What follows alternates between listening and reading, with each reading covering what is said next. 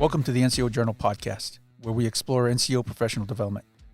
This is a podcast series where we discuss published articles with authors and provide a forum for the open exchange of ideas, information, and solutions. I'm your host, Chago Zapata, managing editor of the NCO Journal at Fort Leavenworth, Kansas. Today we discuss Serving with ADHD, an article by our own Staff Sergeant Jarred Woods.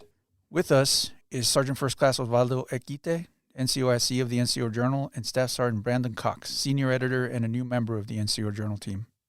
Thank you all for being here. Let's jump right in. Staff Sergeant Woods, what inspired you to write this article about ADHD, living with ADHD? There was an article written a few months back in July, I think, by a sergeant major who was about leading soldiers with ADHD. And reading that article, as well written as we all know that it was, I kind of felt that maybe we could touch on it from a different perspective, from someone that serves with ADHD. So, now, how long have you known that you have ADHD? I never realized I had it.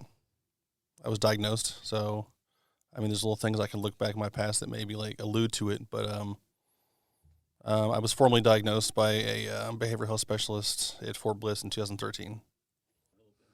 Well, yeah, I mean, I'm just curious as to how you found out, or what was it that took you to that specialist, and how did that come about? Is it something that you don't seem very comfortable talking about?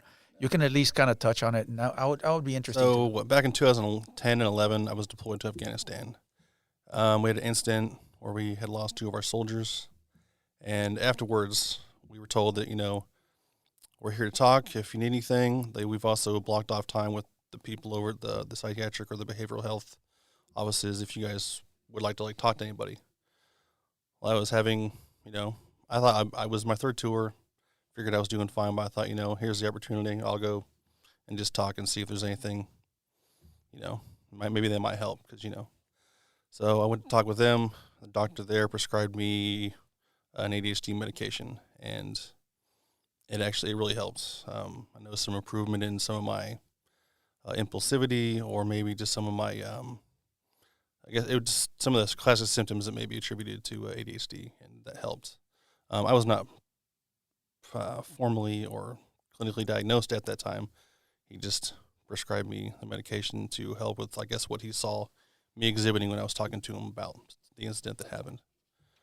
And so when I got back to Fort Bragg, I noticed that the medication was working for me, so I thought I wanted to go and get a prescription for the medication to continue taking it because it was helping. But I was told I had to do all these things and all these appointments and a bunch of other things because I wasn't formally diagnosed with anything, that I would have to be diagnosed through them. And I kind of just left because I was, in so many words, they made me feel like I was seeking drugs. I told them what I was there to try to get a prescription for, and they kind of made me feel as if I was there trying to get drugs, basically, or trying to get over on them. So I kind of just said, okay, I'll just deal with it on my own, with whatever issues I'm having. And it wasn't until 3 or 4 years later about 2 years later when I got to Bliss that things are coming up again. I'm having issues concentrating, impulsivity issues.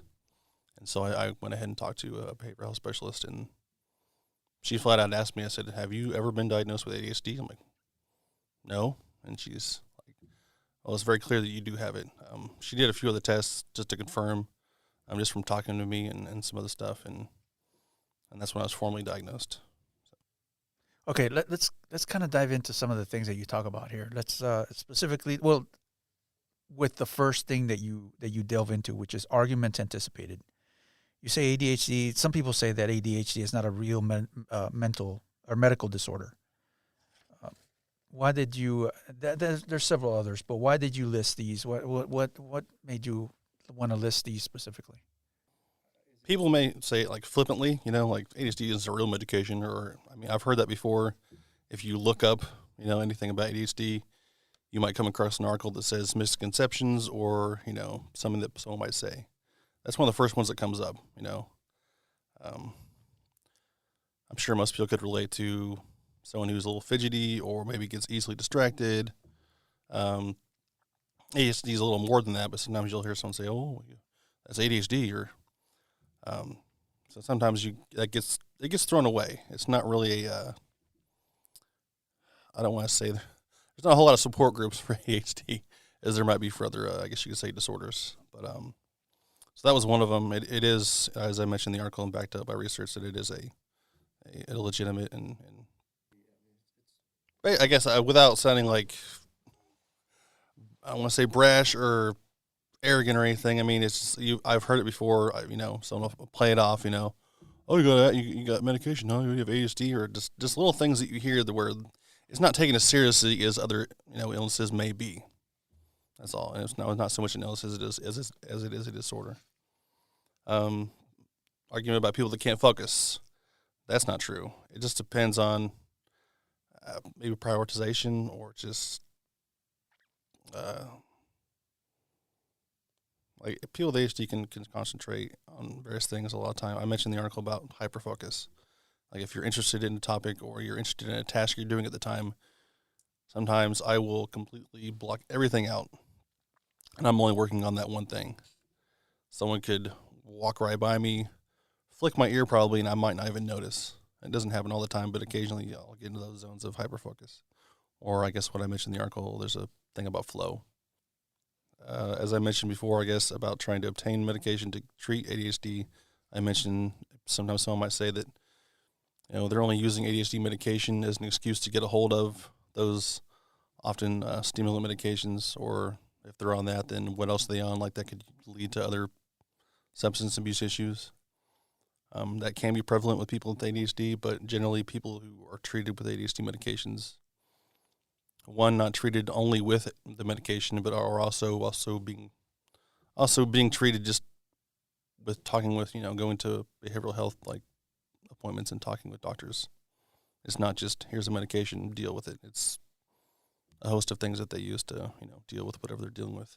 What about self-awareness too? Is that something, if you're aware that this is something that you're dealing with, does that make you more able to deal with some of these things because you're able to kind of be aware that, okay, I have a thing with these kind of things, concentration or distractions or whatever the case may be. Being aware that you have those issues, does that make you, so in other words, what I'm saying is that say if one of our audience has some of these symptoms or some of these things that issues and they're not aware of them, you being aware of them, does that make you more able to handle them? I don't know if it makes me better being able to handle them. Being aware of something, I feel, doesn't necessarily make you able to handle it better, but it does, like you mentioned, make you more self-aware. If you're aware of it, then you can seek out the treatment or seek out the methods in order to address that effectively. I mean, you have to be self-aware of what's going on. Like, I could be aware that all these other things are going on that can be distracting or considered something that might distract me, but like that could be the case with just about anyone in the Army. I mean, we have all sorts of things that we have to do: medical readiness, online training, range, ruck marches, PT, maybe college or online classes, all these competing things that are happening all in the midst of you being in the military, leaving out even just family things that happen. As long as you're aware of all these things, then you can kind of deal with them. I feel like I'm exhibiting ADHD in real time, and it's each individual is going to have to deal with whatever they're dealing with. Everyone's different, and so and all the cases are the same. And the reason I brought it up is because just today, before we started this podcast, we joke around. This is a pretty comfortable environment with people who are comfortable with each other as professionals, and we're able to joke. And I know that was one of the things that you said is that I'm gonna, before we started talking, that you said you were gonna tone something back. You do have sometimes do get impatient, and sometimes but that's the thing is about those of you who are, or those of us who are in a position where we have subordinates who have certain issues and we're aware of them, we can be more open-minded. When you're telling me something and then we start talking about it, you make that shift, and that leads back to that self-awareness question that I asked you, is that you do make a conscious effort to kind of move away or shift in a direction where you're able to handle things. Maybe because it's a hyper focus, I don't know, but you can make that shift to where something might make you very impatient, or whatever the case may be, and then you're able to kind of take a step back, like I said, take that self-awareness and then move in a new direction with a new focus, and you're able to function like always, I guess what we want to try to get across or establish is why we talked earlier about what inspired me to write the article, but it's not so much of an inspiration as it is we read one article from the leadership perspective. I don't remember all the details of the article, but I do remember coming away with a feeling of, I felt like maybe he could have addressed this or that. Just reading it as a person with ADHD, I just saw things, maybe just a few things lacking, and it wasn't anything. This isn't to say anything negative about the author in any way. It's just, well, then I thought, well, maybe I could write something from the other perspective. And I didn't really touch on too many real aspects, like specifically about things I've dealt with in the military in regard to ADHD. And that could be maybe that could be a whole podcast in and of itself. Behavioral health issues aren't exactly known as, we don't talk about them that much in the military. I know that. I'm not just going to run out and say, oh, I'm sorry, I was late for formation, Sergeant. I got ADHD. That'd be ridiculous. And I don't ever use it as a crutch. And for the most part, anyone that I've served with in my units, in fact, I can say it now that being in this unit and doing this podcast is the first time I've mentioned to anyone in my unit that I had ADHD, or even known that I'm on medication, or that I even take, or even been to anything for behavioral health. So that's what I'm interested in knowing. And since this was the first unit where you actually brought that up with your leadership and other people in your team, how has that changed the way you are, or the way you're here at this unit compared to other units that you've been in? I think that maybe speaks to maybe the level of camaraderie or just comfortableness I may feel in this unit. Knowing that if an environment, that if I have an issue or some kind of problem, that if I bring it up in my team, they have my back. They're going to help me out. So, and in that turn, that makes me go, well, I know they may see me exhibit certain things, or I kind of see in the back of my mind, oh, I need to shut up, or I need to be patient or not talk right now. I have this, and in case you were wondering, this is maybe why the way I act certain times, or if I have certain mannerisms, or just something that was, why did he do that, or why does he say something like that, or why does it seem like he always can't quite wait for his turn to talk? That's one of the big ones. Impulsivity and impatience. I know, like at Fort Bragg, I may be rambling, I don't know. I know at Fort Bragg, I would have issues in formation. You're in formation anyway, twice a day, sometimes more. You're in that formation at the end of the day, and you're just kind of like, you're waiting for the commander to come out of the building so you can do the final notes of the day. So everyone's at parade rest or rest, and you're just kind of like, and you start talking to the buddy next to you in formation. You start talking stuff. What are you doing this weekend? What are you doing that? You're not being as militarily, your military brain isn't it maybe as it should. So you realize that you're doing these things, but you can't seem to like stop. And so you might get in trouble for saying something in formation when you shouldn't, or it takes you a while to get something done maybe. And to a leader that isn't aware of that, or doesn't know that, hey, this soldier may have this other issue that, he's not aware of, it just looks as though this soldier's kind of ate up. In my other units, I've never really been in trouble. No letter of reprimands, no Article 15, so nothing of that sort. I can tell you based on research in the article as well that like ADHD isn't one of those issues in the military where, people come in, they're being diagnosed, and they're just getting booted left and right. For the majority of those who have it, it's effectively treated. I would say something for the most part it's a non-issue. It's just something for leaders maybe to be more aware of. Yeah, and it takes a leader to be aware of that, and then be able to do some of the things that, put some practical applications of some of the things that you mentioned here, right? Like how to help somebody get focused, or how to help somebody that may have that impulsivity. So I really like that about the article, that you kind of break down some of the myths and some of the things that, you bring it up as a point of serving with ADHD, but it also helps somebody that may be leading a soldier with ADHD, because it helps them see, okay, this is an area where I can help, or this is an area where I have to be more patient or understanding, and realize that it's not a bearing thing, but it may just be something that is more difficult to control. Well, at least I think it all leads to being, what makes a good leader. And I think one of the top things is knowing your troops, knowing your soldiers, which leads to the next question for me is, how do you use what you learned about yourself to be a better leader, to be a better NCO? Have you got lessons from this, from this diagnosis, from this ever since I found out I had ADHD. I don't know. I mean, have you learned some lessons as far as being a better leader? We keep getting these articles about self-awareness, emotional intelligence, all this stuff, and it all ties into, being a well-rounded leader. Obviously, knowing more about yourself inevitably will lead to better leadership. If you know more about your leadership style or just how you take things, or knowing that I have this disorder, and I feel like I handle it fairly well, just depending on the situation, I guess. It allows me to be a little more patient, say if I'm dealing with a soldier who may have an issue, or I may have a different insight, or just maybe more insight into this particular avenue. I've served with a number of people whom I'll see them, they'll mention, I'm just taking, they'll mention they have ADHD or something. I don't want to say it's some sort of camaraderie thing, but you'll just see it, and you'll see certain things where you're like, oh, that's why okay, that makes sense.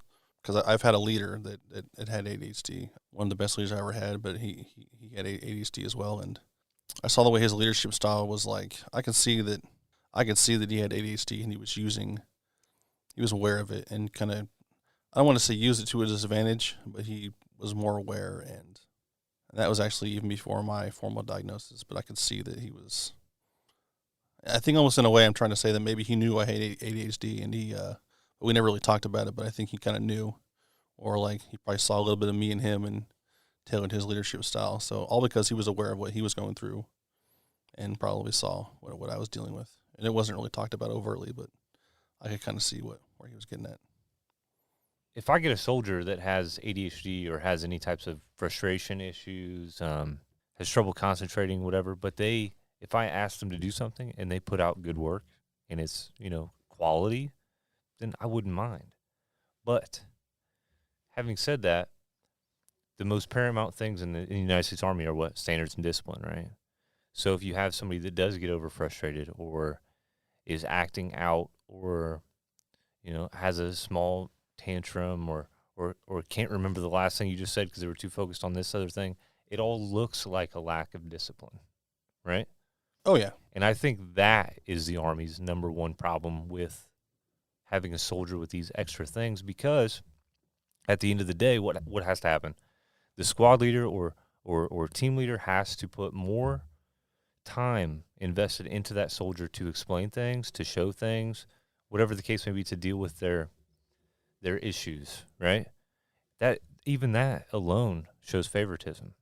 Because if you insert that soldier into a squad with other able-bodied soldiers that don't have these extra things, why does Sergeant Woods get to go to behavioral health? Why does he get time off work? Why do I have to cover down? Like, these are all things that a lot of soldiers think about all the time. And that's why I think it's hard to bring up these kind of questions. But what do you think about? Sometimes I have an aversion to the whataboutisms. Like, right. If someone says something, you're like, well, what about this? What about that? But I'm thinking in terms of, you could say that about just about anything that a soldier may have. Let's say you're getting ready to deploy and you have a soldier who, he's not the biggest fan of like floss or taking care of his mouth. So now he goes to get his dental checkup. He's now a Cat 3, and he can't get appointments in time for your deployment. So now you're one man down because he didn't take care of his mouth. Mm-hmm. Or it could be, I'm not hoping not open a can of worms, but you could say a female soldier who gets pregnant. And now she goes into pregnancy PT program. She's obviously not deployable. Army's come a long way in how they treat that now, which is awesome. So you can throw it about people who have PTSD. There's a whole host of people who've done multiple tours. They're still in the military, and they exhibit certain symptoms that, had they exhibited those symptoms when they first came in, they probably would have been like shuffled out of the MEPS.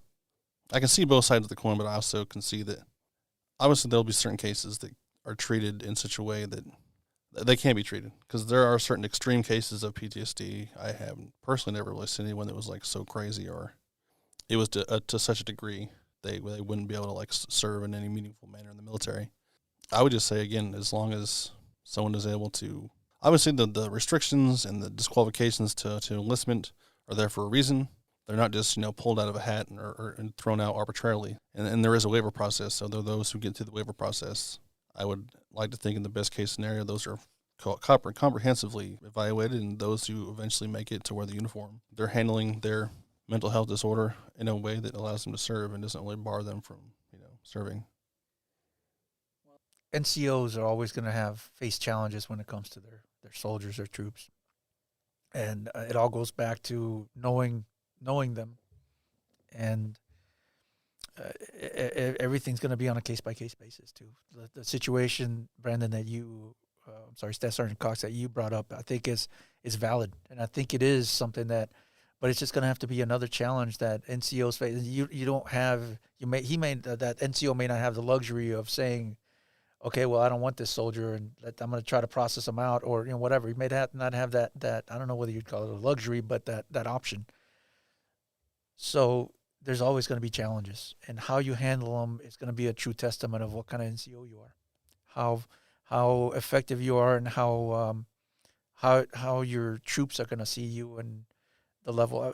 You brought up favoritism, which I think leads our previous podcast where we discussed with three authors that talked about this thing called the check in and check out, where you talk to your soldiers, your soldiers talk to you, and you're more engaged leader. An engaged leader is going to be able to handle this kind of situation or these kind of individuals better than somebody who doesn't engage with them and learn about them, learn from them and about them. So I think it all leads back to what kind of leader you are. You're going to face challenges regardless. If it's not going to one thing, it's going to be another. You just have to handle it to the best of your ability and move forward and accomplish the mission. Yeah, I agree. I didn't cite it in the article, and I thought I kind of wanted to, but I think it was an older paper, but it looked at ADHD from an evolutionary perspective, as far as it essentially, in like a basic sense, said those with ADHD, like our like early ancestors, they would be the ones who'd be hyper focused in the woods and would like maybe twitch at every twig snap, or twitch at anything they heard in the woods that may be able to attack or kill the tribe or the group. And that was a benefit, because they would be hyper focused on those little sounds, and they would protect, the group, because they would sense things sooner, or they would notice things and be able to protect the group better. But that's just small things. I don't know if that's really a benefit. I mean, I'm sure everything has its benefit, but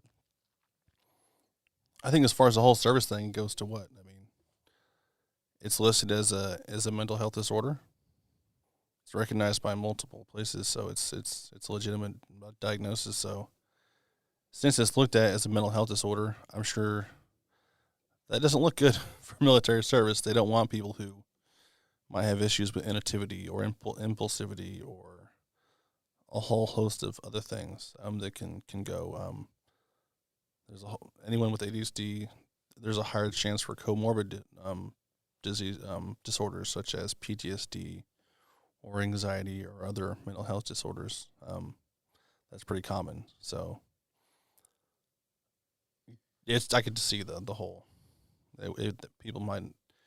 You need to be able to train a military all to the same standard, and if you got to take extra time out in order to train or retrain a subset of individuals who exhibit ADHD in a not beneficial manner, I can see it to be an issue with effectively training a military. So I see why it's a bar to enlist, a bar to initial enlistment and a bar to service. So getting to know you and knowing that that you do have certain challenges, like just this morning, the arm that holds the microphone here, you left it at home.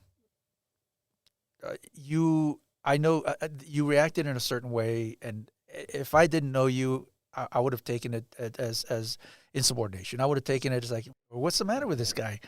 But I know the kind of challenges that you face, and I think that's a lesson that maybe other people in leadership positions need to be aware of. That if they know their people, then you'll know that there's certain things they're not trying to be insubordinate. They're not being insubordinate. There's certain things that just happen, and I just took it for that. That's just the way you are. That's. I'm not gonna get angry. I'm not. There's times to do what to get angry and to put the hammer down, and there's times to let things roll off your back and handle it. You know, when you're dealing with with a soldier, an adult, a squared away NCO, you know, you have to know how to react to certain things. And I take pride in knowing that, and knowing you to the point where I can take those things and just kind of let them kind of. Back when I was in the Corps, man, I wouldn't have let that just kind of roll off my back. You know, well, that's if I didn't know you. I would like to think that I would have. If I knew you, that I wouldn't react. But I have a feeling that I may have reacted negatively. But now I know, and I'm, you know, kind of older and more seasoned. Yeah, you can take this or leave it. I mean, the hyper focus thing or the impatience. Like, I got to bring up two different things. Like, I'll focus on a certain aspect of something and forget something else. Like, you mentioned the microphone stand. As you're talking, I'm listening, but I'm focusing on. Actually, I did bring it. I just left it in the office. So that's what I'm focusing on, and I hyper focus on that point. Putting that in real time with my wife. I'll throw an example with my wife. If we're having an argument or disagreement about something, I'll get so hyper focused on a certain thing that she said that I'll forget the bigger picture, or I'll get hyper focused on how she said something rather than what she said. It doesn't bode well for that. So I've had to train myself to be like, shut up, stop thinking about what you want to say next or what point you're trying to make, and listen to what she's saying. Forget about how she's saying it. Just listen to what she's saying.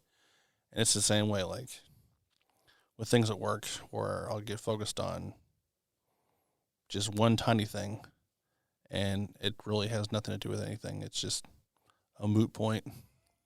But it all leads to a discussion that we had about self-awareness. I think it does help you. Yeah. Being self-aware, because if you weren't aware of that you had, there's challenges that you have, then would you be able to tell yourself, okay, look, this is happening. Let me pause and wait for my wife to finish her sentence, or let me focus on what she's saying rather than what she said 5 minutes ago, and I'm still focused on that. Self-awareness, I think, has a lot to do with how you handle it and how you're able to get through the day and do as much as you do with the challenges that you have. Yeah, that's just the way I see it. I think that you do. Self-awareness has a lot to do with how effective you are. Yeah, I would also add that, I mean, it is, studies have shown, and I've seen it for myself, that that type of hyper focus can benefit being in military service. Military service and any other regimented activity, highly structured. Someone may come in the military, maybe not even know they have ADHD, maybe they do have it, but being in that structured environment where you don't really have to think of basic training. I mean, you're told where to go, what to do, how to do it, when to do it. So it's all very structured. And a lot of people, even if you don't have ADHD, might have some other mental health disorder that may have something to do with attention or anything, will benefit from that structure.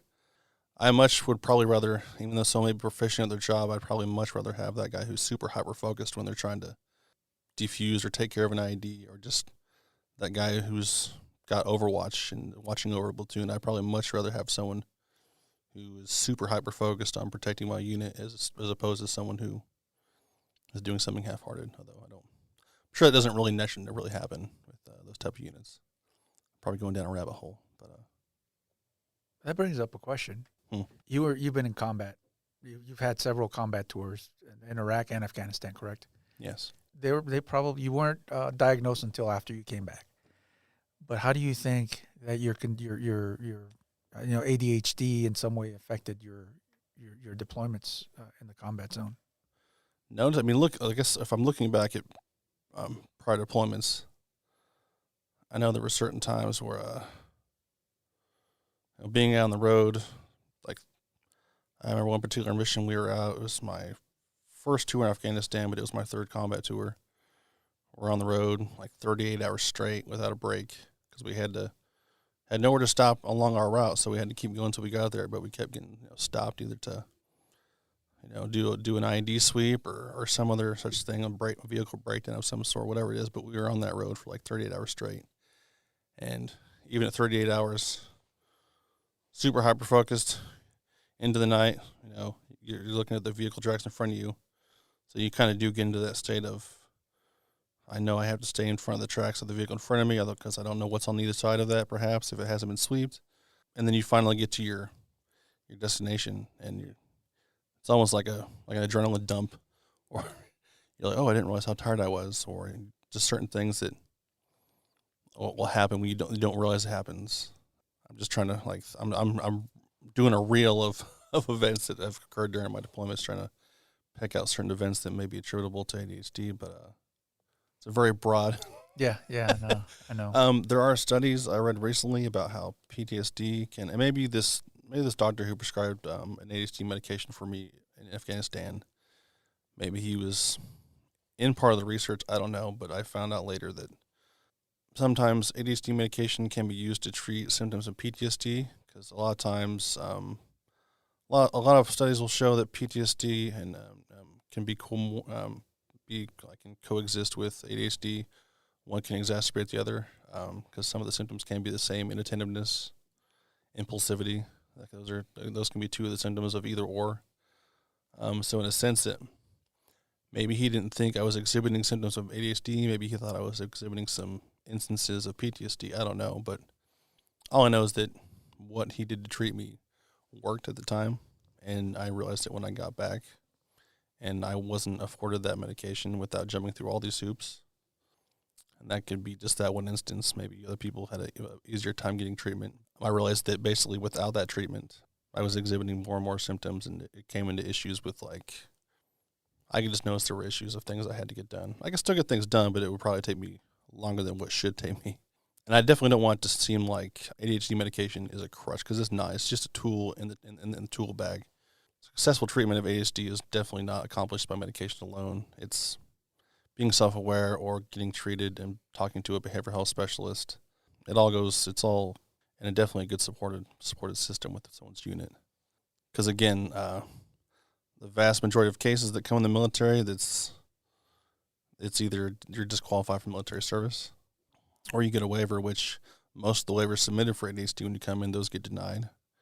And so those that come in with ADHD and are diagnosed afterwards, or it was truly undiagnosed, like mine was, until I came into the military, after I'd already been in the military 10 years, or, they made it through the waiver process and they're serving, and they've been determined that it's not something that would disqualify them from further service. So I would just add that probably the vast majority of those who have it in the military are dealing with it just fine. There just may be certain things that their leaders and themselves maybe need to be aware of. I could definitely see some of those issues that you talked about that come with ADHD being valuable to the United States Army because of, for instance, those hyper-focused moments. Can you think of a moment in time in the Army when you were so hyper-focused that you came up with something that had so much quality? Sure. No. Something you can credit to. I've always kind of considered myself, I'm just a cog in the wheel, man. Yeah. I'm sure certain times it did help. I do remember one particular moment, and maybe it was just experience. It was my first tour in Afghanistan. We had to do a turnaround. No, a vehicle went down, and we had to, some vehicle ahead had to come back so that we could get some piece of equipment that was broken down, or we couldn't fix it at the time, so we had to basically offload it onto another vehicle. So and while we were trying to do this, we were getting small arms fire, and my TC, my truck commander, the buddy with me in the truck, this was his first tour, and I was so hyper-focused, we were getting small arms fire coming in. And there's rounds hitting the truck. I'm hearing ting-tings of metal, but I was like, I know this has to get done. So I went ahead and I got on top of the truck. I was so hyper-focused on what needed to be done that I told this particular soldier, won't mention his name, but in order to keep him low to the ground, I said, hey, load the extra BII stuff into the chain box on the side of the trailer so he could be low. I knew that if he was loading that thing, he'd have to get on his hands and knees to load stuff in the thing. And I went ahead and jumped on the trailer to finish tying down the load and finish that up. So I basically forced myself to be a bigger target because I was trying to protect him, I guess. That's not anything that's amazing, but in that moment, I was so hyper-focused on what needed to be done. And that I could see this guy the first round that hit the truck, I could see his eyes just I was like, yep, that's close. So in that moment, you knew what to do. You were so hyper-focused that you just immediately took charge of the situation. And it kind of helped that a little bit. Saw his deer in the headlight look, and I saw that he has no idea what to do right now. We had a gun truck near us that was providing some suppressive fire. we don't have the time to do that because I'm thinking about all these things that are happening at once, but I was able to prioritize them in, I guess you could say, the perfect sequence. But I knew that the longer we're here trying to tie down this load, the longer we're going to be here as a target. So that's essentially what I was thinking about, just to get the job done quickly so we can get out of there. And no one was hurt, just a couple dings, a cracked window, but nothing super crazy. Thankfully, he didn't hit any of our tires. But and probably that gun truck that was providing some suppressive fire probably helped. I mean, yeah, just a number of things that had to happen very quickly. And I don't want to say it was a conversion of people that helped make it happen. And it's a small thing because there was incidents like that happened all the time during tours. And it may be just a thing with soldiers in general. I think that they see something that has to get done, and they know that if this doesn't get done now, that they're only spending longer in that kill zone, I guess you could say. No, so what I was going to say was that the previous article, it was more focused on what leaders can do, and that's kind of more for our audience because the majority of our audience doesn't, right? Like if we're assuming here that the majority of our audience doesn't have ADHD, so the focus is not on how to lead soldiers with ADHD, but just to understand what it is for somebody that does have ADHD or any other condition, what it is, the difficulties that they run through. And I think that the precipice of all this is that what you said, Chago, was leaders need to be self-aware of what their capabilities and what they're able to or not able to do. But then they also need to know their team and they need to know their soldiers to be able to adapt in their leadership styles and what they're doing. So I think that's the biggest takeaway from this. And then just bringing up this article just makes us more aware that there are soldiers out there struggling with, it may not be full-on ADHD, but it might just be that they're struggling with this difficulty, right? A difficulty in focusing, a difficulty in starting tasks or inattention to detail. And then they might necessarily not have ADHD, but at least if you're aware of the behavioral change that you want to make in your soldier, then you can probably apply some of these things to that. I think that would be the biggest takeaway from this compared to that other article. I guess I was trying to ask questions from the Army's perspective. You are right in saying that we really just need to know our people because at the end of the day, we just got to take care of each other. And if we take care of each other, then they're going to take care of us, which is going to complete the mission in the end. Well, thank you for being with us. I know this was a very touchy subject. I know it's a very personal subject for you to discuss, and we appreciate you taking the time to both write the article and sit here with us and actually open up the way you did. I think it says something about the quality of NCO that you're able to do this, and we appreciate it, and I'm sure the audience will appreciate it. So thank you again. Thank you. And thank you, our audience. Remember to put your knowledge to the page, submit articles, and get published with the NCO Journal. Don't forget to check out our webpage and follow us on social media. We'll catch you next time on the NCO Journal podcast.